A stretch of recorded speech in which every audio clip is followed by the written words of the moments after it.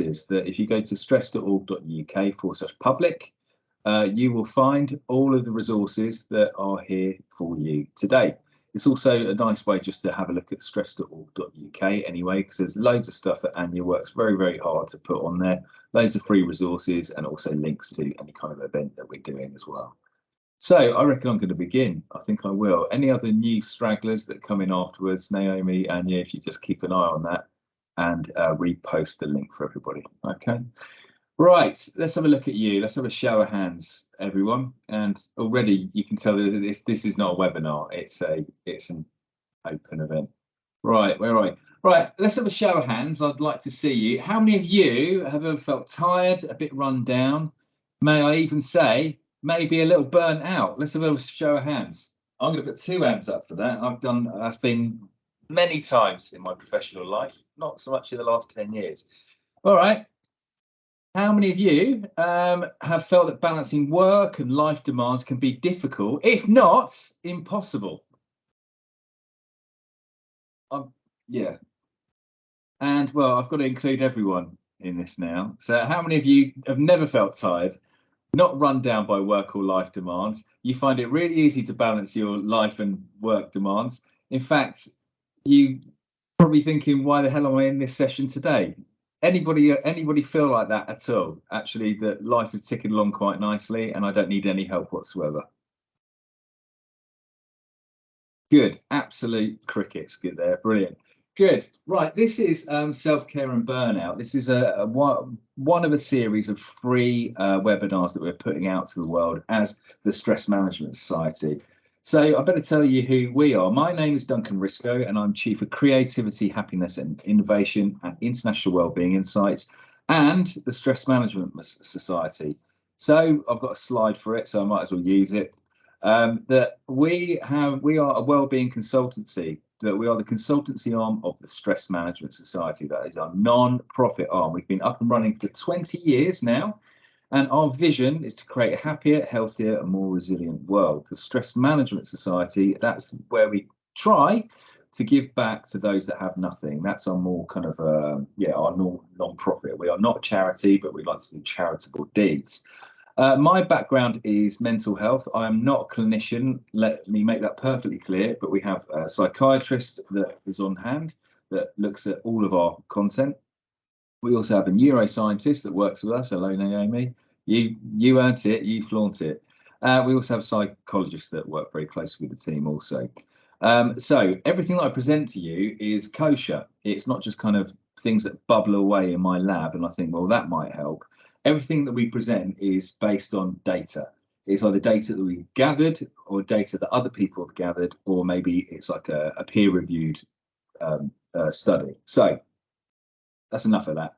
I want to get onto house rules because I want to do this really quickly to get on some content and get to know you a bit better. So you didn't join here for house rules. So how to use this workshop, and it is a workshop, and I should do this as quickly as I possibly can. Cameras on, please. This is not a lecture. This is an interactive workshop. This content that we put together, it's been written where it moves on when you participate. So get involved is the message. Questions will be asked throughout the session. I ask them immediately, but get involved in the microphone. Don't wait for your turn or anything like that. Just get involved. This is your session. This is not Duncan's session. It's everyone's session. There's going to be opportunities to participate.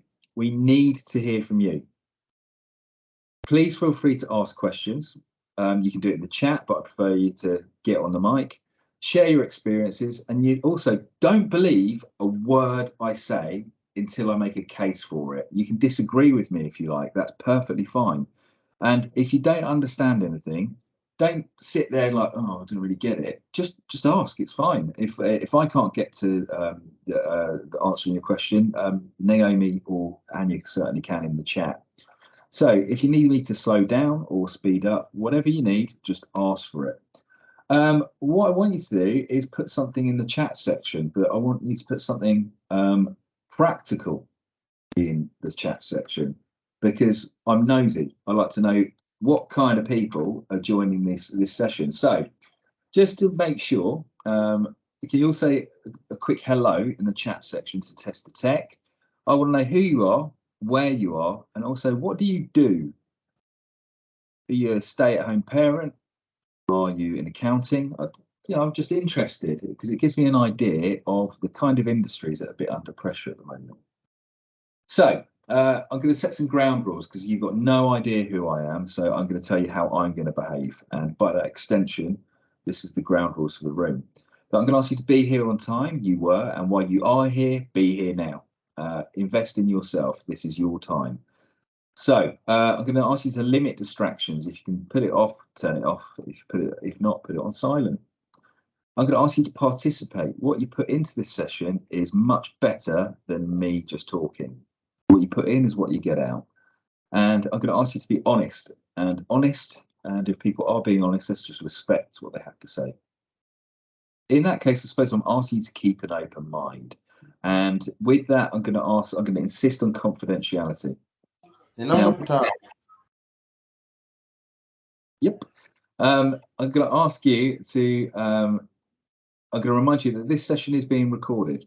So be mindful of that and only share what you're comfortable sharing. That recording will be on the Microsoft server that's housed in the UK and Ireland.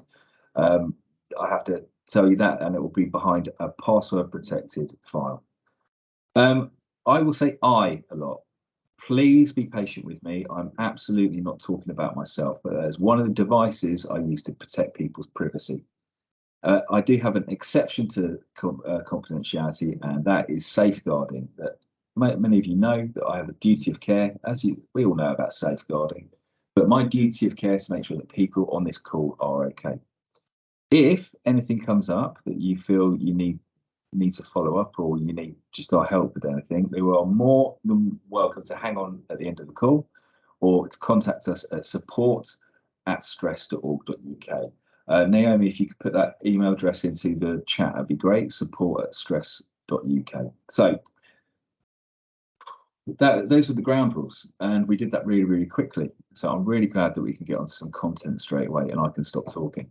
So who have we got in the chat section? We've got somebody from Shropshire. We've got somebody from Cambridge University Press. I might have seen you last week. And we've got Saskia as well from Cambridge University Press. This is all good. Cheryl from Manchester. We're all over the place, actually. Scunthorpe, Cambridge again, local government, somebody from Whitemoor, prison in Whitemoor. All right. Bristol University, I've been there a couple of times. Based in Paris. Paris, hello, all right, Lawrence. Okay, we're all over the place, aren't we? Cyprus, holy moly. Lorraine, on your holiday, is that where you're based? That's amazing. We've got an international profile today, which is good. Right, that's enough of that. Let's get on to get onto some content. Now, I'm going to ask you, one of the first questions was, how many of you feel like your life is getting busier and busier? And I suppose that's a question that I'm going to put onto you. Why do you feel that? Why do you feel why have you joined today, really? And I'm going to invite anybody to come on the mic here. This is a nice, forgiving environment. So why do you feel like you're feeling rushed, you're feeling tired, you're feeling a bit run down, or even, may I say, burnt out? Who would like to get on the mic and say something? Helen? Helen Persich? Got your hand up?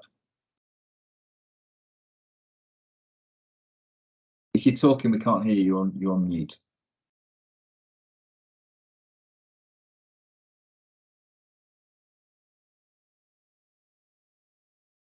Okay, well, Helen works out her technical hitch.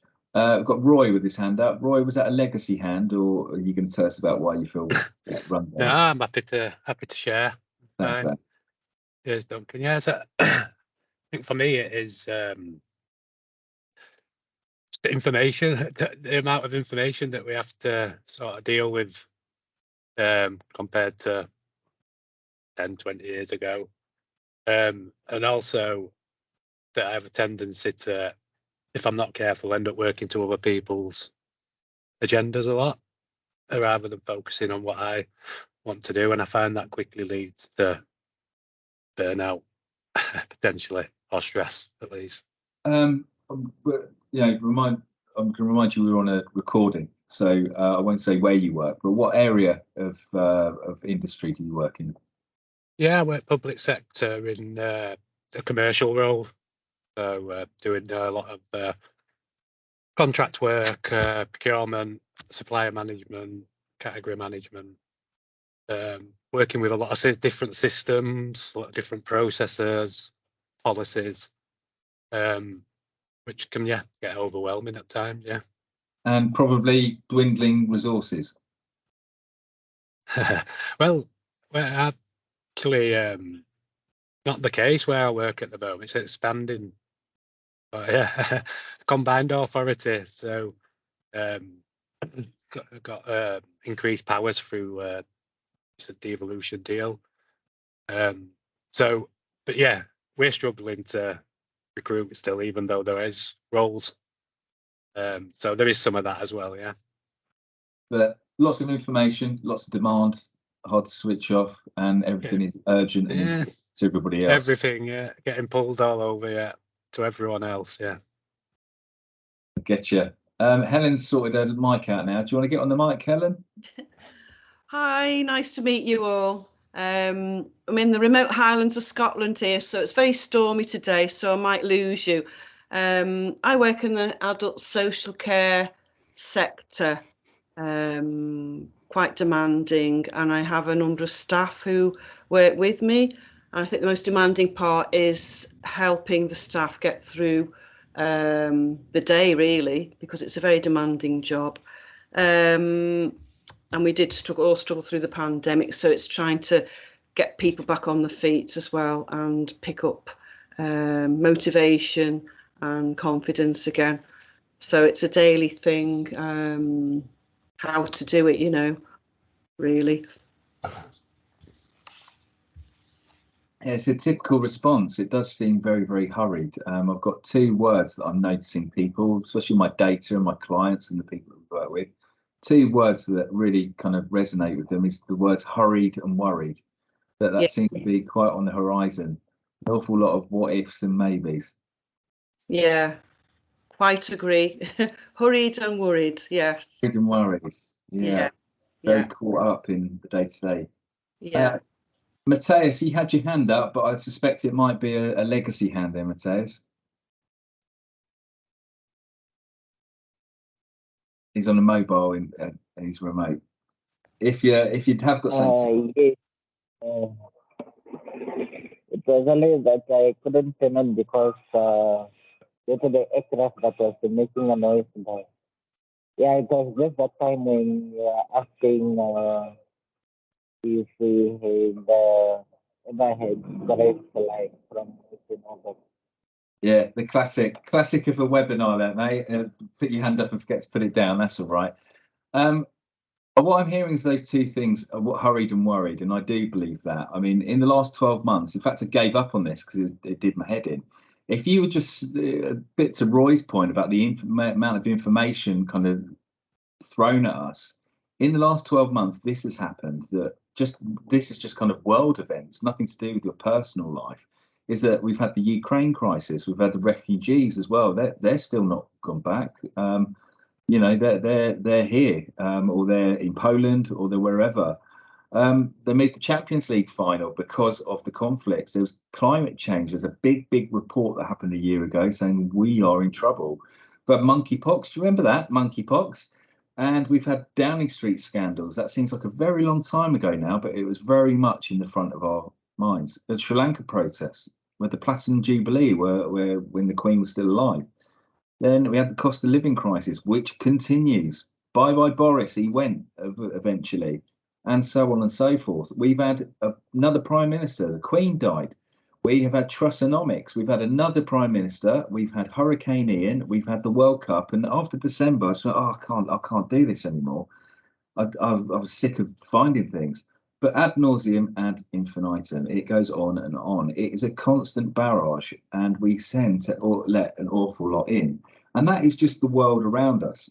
I would argue that 20 years ago, that perhaps we weren't under so much of an information overload. that kind of scandals or stories or things that happened in the media, they lasted a good couple of weeks. Now it seems like it's probably a 24-hour, if that, a 24-hour schedule before there's another thing. But there's Trump, there's just kind of outdoing the last kind of crisis, probably on an 8-hour basis, which is pretty much every time a new producer comes on the new news program, they need to find another headline. So we are constantly bombarded with doom and gloom stories. That's just out there in the media. Then we've got cost of living stuff. We've got our professional life and our private life. And there's no wonder that perhaps we're feeling a little burnt out.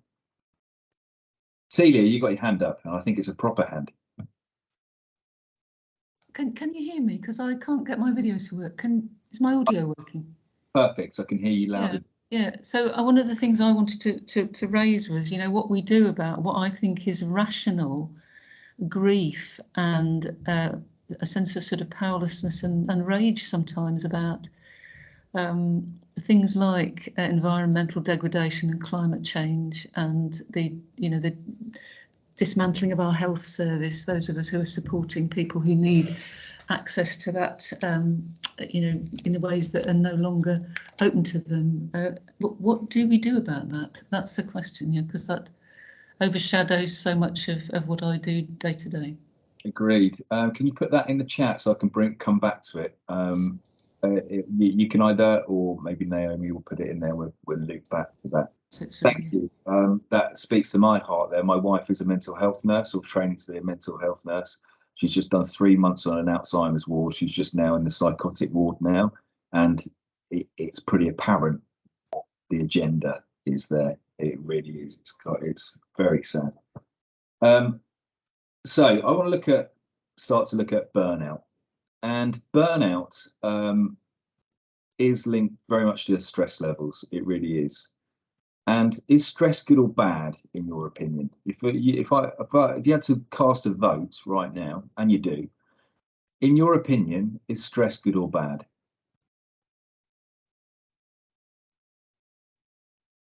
It's good in a way, but as long as it's healthy. When it goes over that line of unhealthy stress, it's bad. We all need a wee bit of stress in our life, I'd say, from time to time. We've got we agreed. We've got, I can't see the chat now because all the alerts have come up. There we go. We've got a few. We've got bad, we've got pressure, we've got good and bad. Some stress is good, but ... Small. Okay, we've got good stress and bad stress. Okay. Stress is just a biological response that enables us to take action. But if we are overwhelmed by stress, the chat keeps going up. That's from Usman. Overwhelmed by stress, and our body is always in a fight or flight response. You cannot function. I love that. That small amount of stress or stress, we need stress in our lives in order to perform. We do. Stress isn't good or bad. We are on a scale, and it looks a little something like that. I suppose this is about arousal. And on one end of the scale, we have rust out. And rust out is down the bottom, and that is when you're undercooked, where you're not being stretched. You don't have many requests. In fact, you're kind of clicking your heels and looking for something to do. If this goes on for a long period of time, we stagnate, and that becomes super stressful. But on the other end of the scale, up here, I don't know if you can see my pointer, you have burnout, and burnout is why we're here today. Burnout is over-arousal. It is long periods of stress or action or just daily grind without a reset. But I'm going to come to the point where somebody said, we do need some stress. We do need some stimulus. We do need that in order to perform. And I think Usman kind of hit it on the head there. There is an area where we can use those stress reactions for your benefit, and that is called a performance zone. That's where we can use that biomechanical process that happens in the brain and then happens in the rest of the body, and use it for your benefit.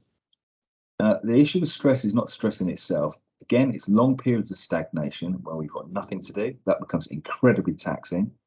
or it's periods of complete and utter overload. And I would suggest that that's where the NHS is right now, in my opinion, for what it's worth.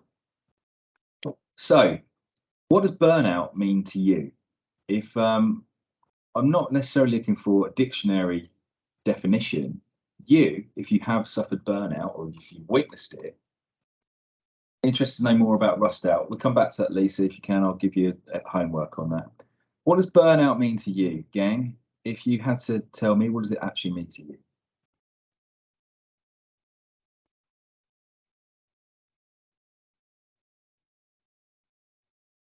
Get on the mic as you feel fit.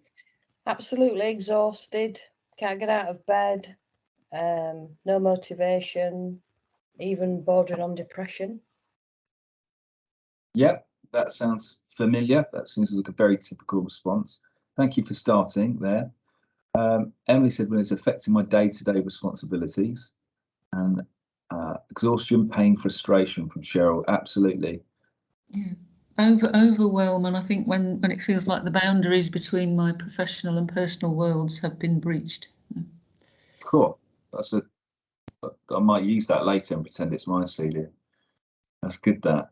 Anyone else for burnout? What does it feel like? What does it look like in you? If you have ever experienced it or if you witnessed it, what did that look and feel like? Feeling of helplessness, not being able to function mentally, which then impacts on your ability to do things physically as well. If the mind's not working, find it difficult to function in any sort of sense when I've experienced burnout. So this is a really smart group. I'm really impressed with the answers that I'm getting on mic and in the chat. If my eye line goes a bit off, it's because I'm reading the chat. But this is some excellent answers. Claire, you've got your hand up. Yeah, just sometimes going home at the end of the day and trying to look after 2 children and not being able to do that properly. Managing, but you do feel a bit like a failure. You're completely exhausted. I hear that. I do hear that. And I think you kind of made a question for me there, which is we often talk about burnout from an occupational point of view or a professional point of view. In your opinion, team, is burnout just a professional hazard? Can you be burnt out in your private life? Yeah, absolutely. Yeah.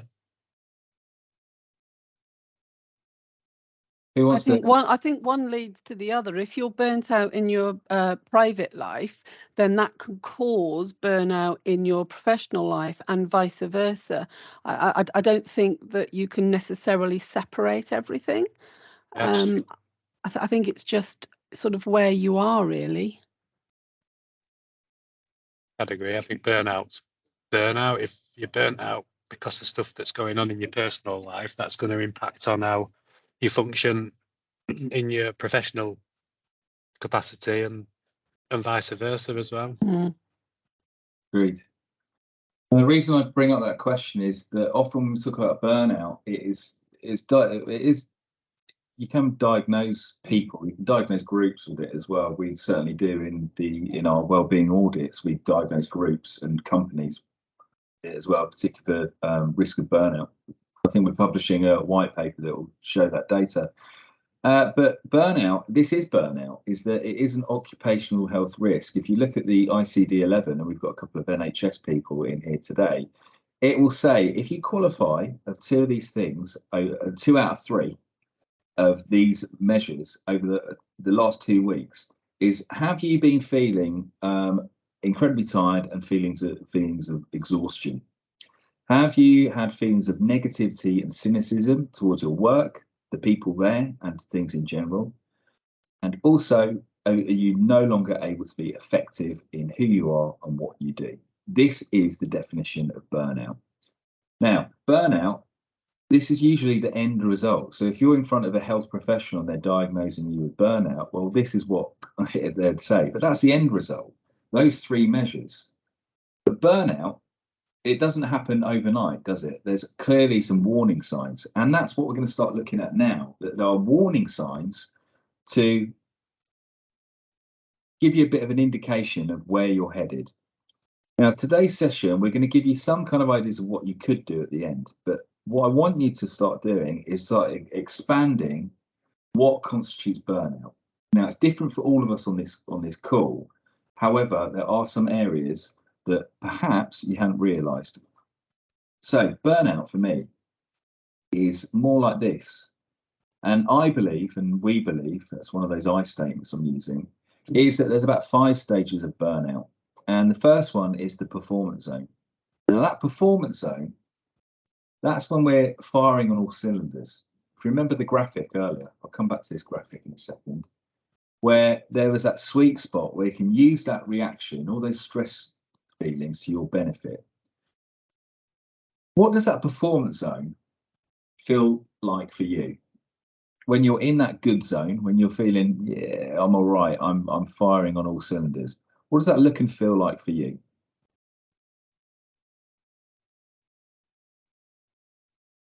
Open question to the group. Like a high. Ah, very telling. Judith, put your hand up.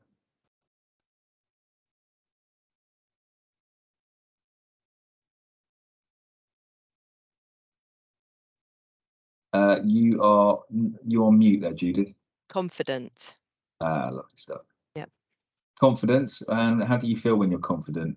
What can you do when you're confident? Everything that is expected of me.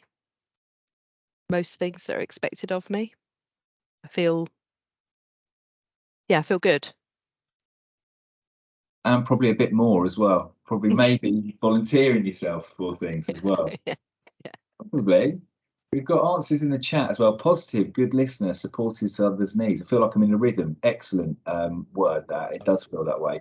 On a high, being in the performance zones, I could climb mountains. Yeah, this is good. But also we can manage our energy nicely. We're able to say no in an effective way and not feel bad about it either. And this is the high. This is the state that we continue to chase, that performance zone. This often leads to us thinking that we can push through a few of the next stages. And a few of the next stages are as follows. We have early signs that we're starting to maybe need a bit of a reset, maybe need a bit of a break, maybe need a bit of a new way of looking at things. Now, the early signs are there for a reason. They're signs and symptoms to say, whoa, okay, chill, let's have a little rest and recuperation. If we don't do that, then we go on to the next stage, which is where we start to experience intense forms of distress, where perhaps we're feeling a little more out of control. The pressure has now turned into, rather than something that we can have an effect on, it's starting to become a little bit of what we can't have an effect on. And then, again, this is the threshold for me. The threshold, if we don't dial this back, this would go on to stage 4, which is actually experiencing burnout. Is that the burnout where we would be feeling tired, mentally, emotionally, physically, possibly getting a bit obsessed with things, probably get blinkered. And possibly it's starting to really affect our health. If it is starting to affect our health and we don't do anything about it then, or there's no kind of intervention, we will experience chronic burnout. And that is where people do absolutely experience a breakdown, some kind of breakdown, either physically, mentally, or emotionally. It's where an intervention is needed and some medical assistance. So, does this sound familiar to anybody? I mean, I won't be as rude to ask anybody during a recorded session if they have personally experienced burnout. I can say I have. Duncan Risco has experienced burnout in the past, and I can certainly remember when I was doing my degree. I was working full time. I had a very young family. I was working 20 hours a day. I was about 25, I think, 25, and I thought I was invincible. I was teaching as well at college, so I was working, teaching, and going for and doing my degree, and had a young family. And I managed to get my degree. I managed to put all my students through their courses, and I managed to keep earning some money. And then as soon as I handed in that that dissertation for my degree, my body just gave out on me, and I couldn't get off the sofa for about 3 months because I didn't know what was happening. I just thought I was tired. Who has experienced feelings or maybe a situation similar to this? Who's got their hand up? My camera is off. Sorry, Naomi, is it back on? Who's first? Vicky's on. There's a few people putting their hand up now. Really starting to resonate. Vicky, you're first. I'll do Vicky, then Roy. Vicky. Hi, yeah, I work for local authority. I'm having major anxiety in regards to my day-to-day job. I'm also having major anxiety with family problems, which are to the point of chest pains. Yeah, I have a second job, which I call my fun job. So I work in a pub evenings and weekends, and that's the thing that gets me through. But yeah, I mean, there are two different types. There is the personal side, which can affect your work, but I've also got the work problems. I joined this, as you can tell, I'm quite upset. Last week, I didn't want to be here. Last week, I wanted to go to sleep and wake. Vicky. I'm sorry to hear that. So yeah, so it's, yeah, as I said, so this came at quite a good time. And as I say, it does affect, you can have, as I say, I've got 3 parts of my life, which two are naff and the other one is good, you know what I mean? So, but it is, yeah, it's hard. Thank you for telling us that, Vicky. You know, you've said some words there that I find, you know, if I'm talking about safeguarding, that I've got a duty of care to make sure that you're okay. Can we follow this up after? Yeah. Thank you, Vicky. Cheers. Thank you for being brave enough to tell somebody about it too. Thank you. I've got Roy next. I'm not dismissing you, Vicky. I want to give you some privacy later. Roy is up next. Yeah, I experienced burnout a few years ago. I moved into a new role, weren't dissimilar to what I'd done previously, but the environment were different and sort of processes were a lot different. And it just coincided with me starting a family. And I've always sort of had mental health challenges that stem back to sort of childhood trauma. And I was trying to work through that as well. So just trying to please, doing a lot of what other people were advising me to do or recommending I do, rather than going on back with my own sort of instincts. And you know, eventually just got to the point where I couldn't work anymore. I was just sitting at my desk staring at my screen a lot of the time. I ended up having a month off work, come back a different person, and I used a performance coach as well at the time, which sort of really changed my outlook and way that I work and way that I conduct myself and how I manage my time for myself rather than for other people. And yeah, I'm still on that journey now, so hence why I'm here today. Oh, that's a good word, journey. It's that we're never the finished article, are we? It does. Humans are always in need of upgrades, just like your laptop. Every day you open it up and you need some upgrades. I think that's what does keep us happy, is progression, isn't it? And upgrades, like you said, and keeping moving. But like you've just outlined, there's that much going on sometimes that's out of our control. That yeah, everything just becomes a bit much. Yeah. something caught my eye in the chat section probably about 15 minutes ago when somebody said feelings of hopelessness. And I think when we feel like we're out of choices, or maybe we're so ingrained in the day-to-day, we do feel that way, and that often leads to burnout. Now, there's a phenomena that people are talking about, and it's just another word for a recognised phenomenon, and that's quiet quitting. Have you heard of that? Have you heard of this phenomenon? Quiet quitting. And I think that's very much like the rust out zone, quiet quitting, where we just had enough. And I think burnout can lead to rust out. When we've experienced such a lot of pressure, we're going to blow a fuse and go, I need to save myself here. And if you're staring at your computer screen, I think that's about self-preservation, no? I think we are a species that likes to survive, and this is no different. But yeah, quiet quitting it seems to be. I've seen a lot of articles on LinkedIn about that. Celia, you got your hand up? Similar to to previous contributors, I've had periods, one of which is now, when the personal and professional kind of collide in terms of pressure levels, anxiety, fear, and that sense of despondency.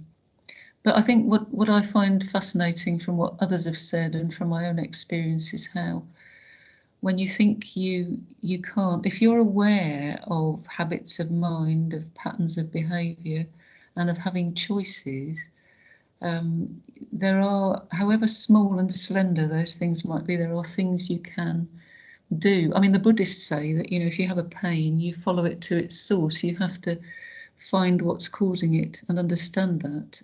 You don't resist it and try to fight it, because what you resist persists. So it's that self-compassion and finding the route to understanding what's underneath, what's bringing you to the edge, if you like, and getting help where you might need it from people who can give you that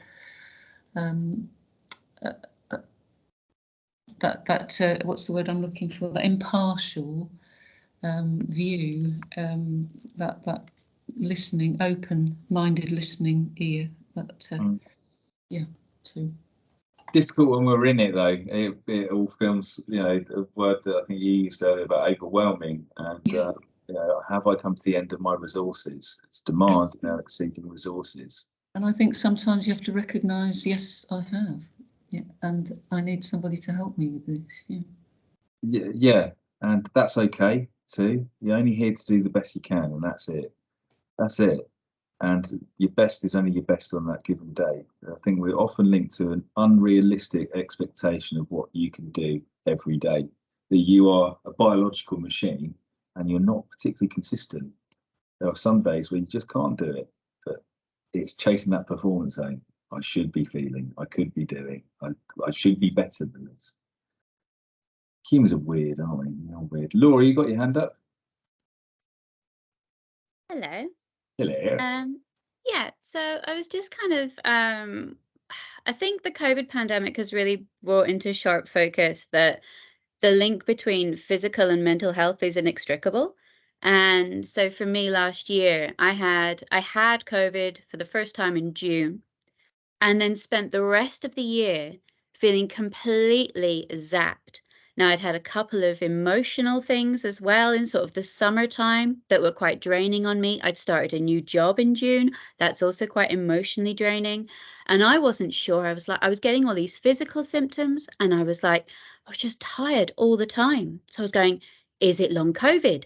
Is it the menopause? What's happening to me? And actually, I don't think I'll ever get to the bottom of it, but it could easily have been burnout. I was diagnosed as autistic in January, so it could easily have been a big amalgamation of different things that just combined into burnout. And it was, yeah, so, and And I think for me, doing Red January at the beginning of the year was super important and really, really helpful, because it lifted me out of this funk of just wanting to sleep all the time, like from like half the year. So doing that sort of physical activity really kickstarted me for the whole year and made me feel a lot better, got me out doing more social things, got me out doing more physical things. And so, yeah, it was, yeah, but I don't know if I was burnt out. I probably was. Maybe. I mean, that's a quite a life-changing thing to have a diagnosis of autism. My kids are all autistic. Got a house full of it. And yeah, I mean, especially late in your life as well. So like later than it's you, not late, later. I'm mindful of my phrasing. That's full of autistic kids. Yeah, it is a bit life-changing. Oh, that's how I'm wired. Interesting. Right, so I'm going to get on some actions now. I think. I mean, this has all been very nice actually, but let's think about some really. Mark's just put something in the chat section that I like, but I like them all really. What I want you to do is I want to start expanding our view rather than those three measures of basically, are you knackered? Are you feeling like you hate everyone, and can you not do anything anymore? There are other signs and symptoms for burnout. So what I want you to do, if you go to stress.org.uk/public, if you could put, I'll put it in the chat because it's all the way up there. Fantastic, well done, Naomi, thank you. If you click on there, you'll see that graphic, like the matches there. This will take you to a line of questioning. Just, you're not going to get a score, and it's not about a value judgment. These are based on recurring themes that we've seen in our data, that when people have said they're suffering with burnout, it's usually because some of these behaviours have started creeping in. So if you go forward back to my morning routine is essential for being productive. Yes, I'll say your evening routine as well, Roy. I think that's really important. So stress.org.uk/public, and you'll see the picture of the matchsticks.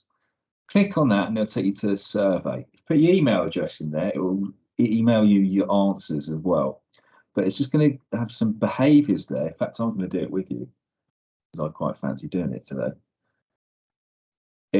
There'll be some answers.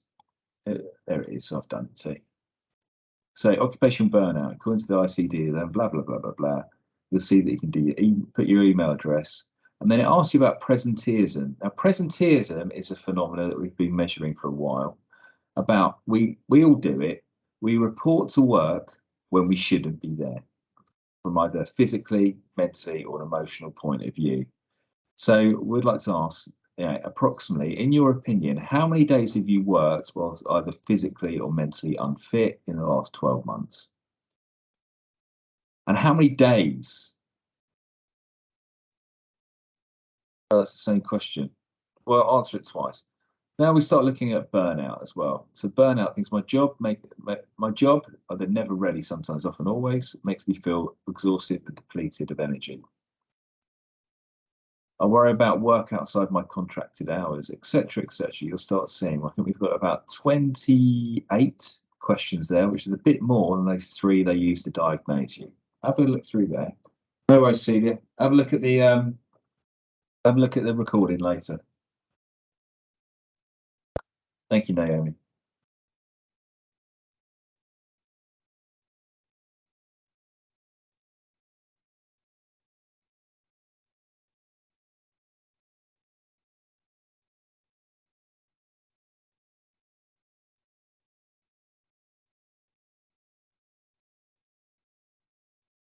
Are there any questions in there that make you think, oh, yes, please, Rebecca, you're right. There's repetition, there's a glitch in the software.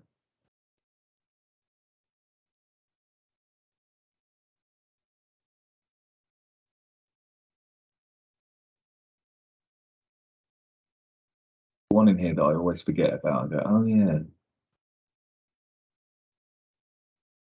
I push on to work harder. That's one.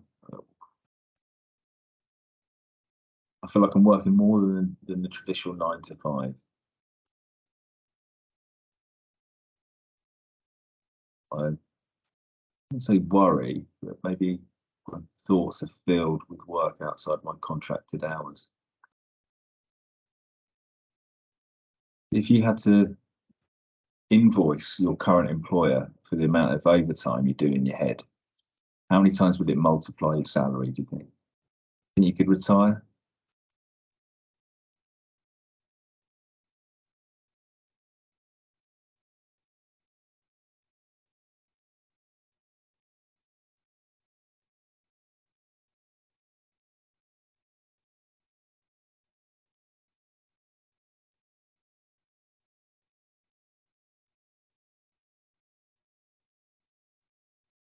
Any of those questions ringing home for you at all?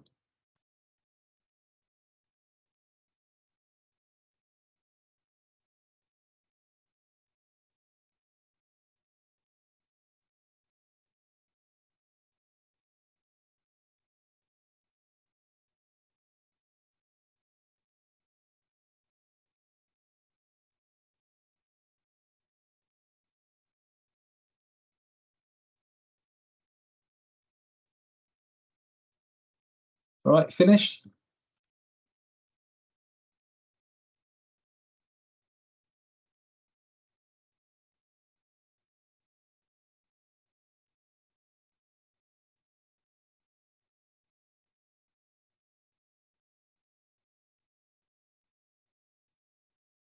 Where's the dog gone, Jenny?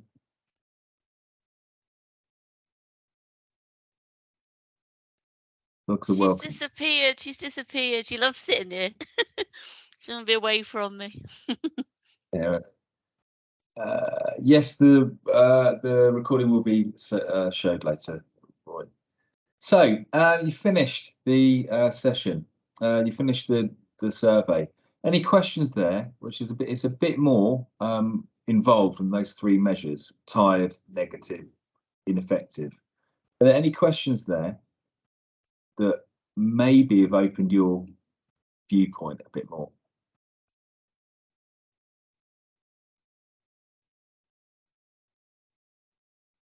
If so, what are they? This is an open question for feedback from the group.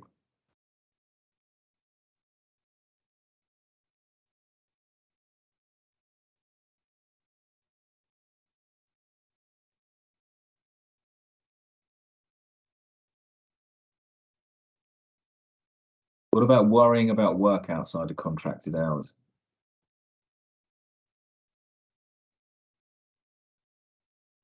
Knowing smiles there.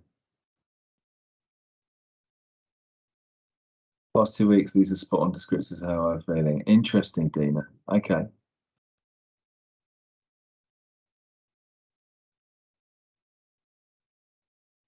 I'm mindful of time, everybody. So those, if you put your email address in, your answers will have been emailed into the email address you put into the device. Out of hours working a lot. Work from home blurs the line more. It does, doesn't it, Margaret? Our data's certainly showing that people have not shirked and avoided work during the pandemic, and the resulting working pattern shift is that in fact they're probably working longer. Really hard to switch off. There's not like a dividing line. I would argue that perhaps that's because we've missed the commute. We don't have the start work, end work commute. I think what we're attempting to do, and there's more stuff in the handbooks, by the way, we strip it right back and be quite live to see how you're really feeling. Interesting, Leanne. What we're attempting to do is to increase your viewpoint of this. And particularly when we are experiencing work burnout, one of the measures is that we do become quite consumed, and that alters our perception. Now, I've got a question for you. Is it really happening though? So the question I've got for you is perception versus reality. What do you think of that statement? Do you agree? Is this the way in which you're interpreting a situation, or is it actually really happening? What do we think of that? I mean, we're getting deep now, aren't we? But perception versus reality. Do you agree with that statement that it's not necessarily that perception is different from reality? The way you interpret something is different from what's really happening. Who is going to disagree or agree with me? Either one's good. Different. Come on, Lisa. I'm not going to let you get away with that. Different. You're going to have to come up with an argument. I think it's different because it depends on what it is and how we're feeling at the time. Because I can perceive things and somebody else can disagree at the time and they have a different perception. So I know that my perception is different to the reality. Does that make sense? Yeah, it does make sense. It all makes sense. I mean, this is one of my favourite debates ever. I mean, we could go around in circles for 5 hours and then I'll probably change my viewpoint and we'd start for another 5. Esmond, he's going to drop some knowledge on us. You provide a framework through which you process information. So when you're stressed or anxious or depressed, you do everything through that lens.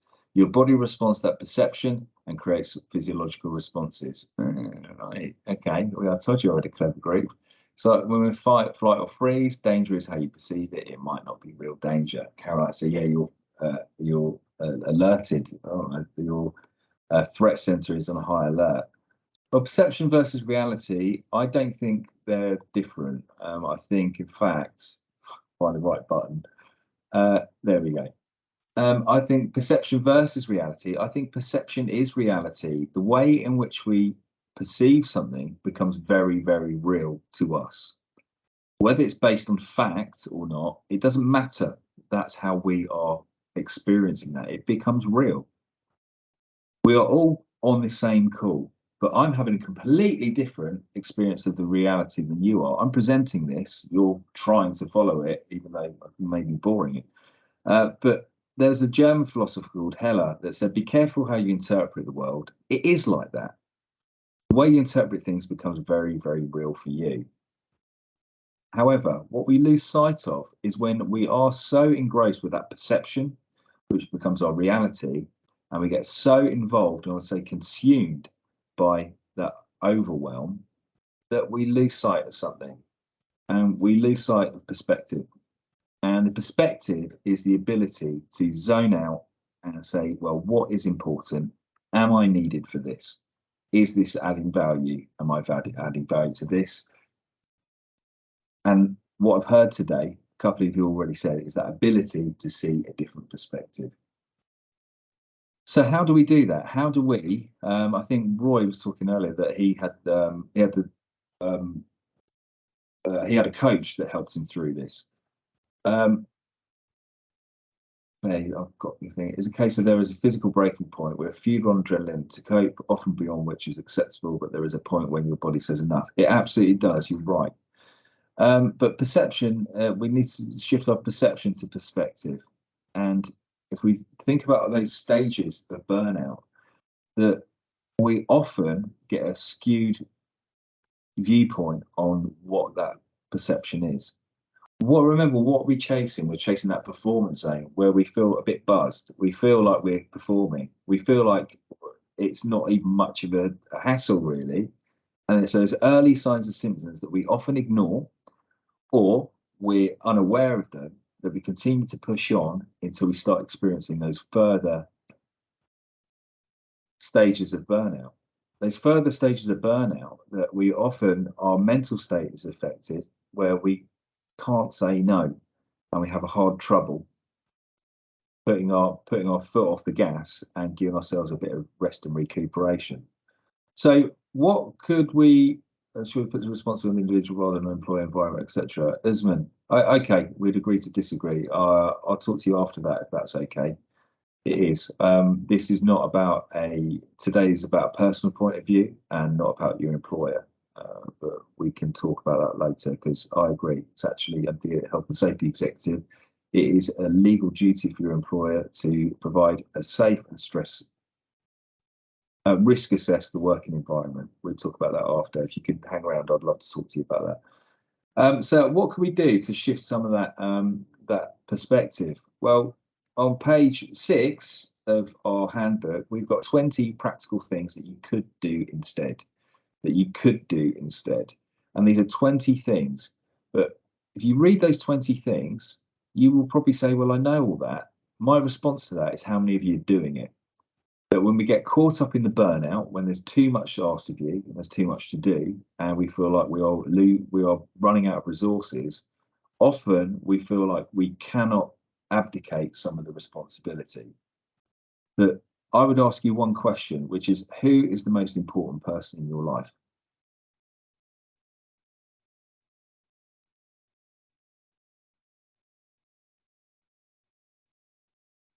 Typical British crowd. They don't want to say what it really means. Me. I like it in the chat section. Family, all right. Okay, we usually get the macho dudes like me that come on and go, my wife, my kids.